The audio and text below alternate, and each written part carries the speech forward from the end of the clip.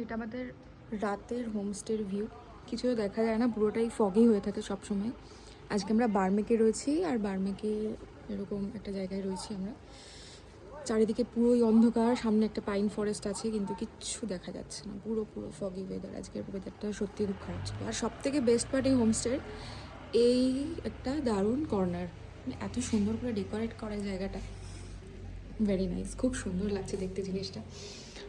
পুরোটা full moon টাইপের করা রয়েছে, খুব দারুণ। এমনি ভিউগুলো খুব সুন্দর এখানকার। আর আমি এখানে চাদর পরে দাঁড়িয়ে রয়েছি। প্রচণ্ড ঠান্ডা, প্রচণ্ড ঠান্ডা, একদমই মানে করে যাচ্ছে না, খুব সুন্দর। এখানে আমাদের রুমসগুলো রয়েছে, তার ঠিক ওইদিকে আরও একটা রুমস রয়েছে। এদিকেও ভিউগুলো খুব ভালো আসে, এদিকে কাঞ্চনজঙ্ঘার ভিউ দেখা যায়, বাট এখন তো কিছুই দেখা যাবে না।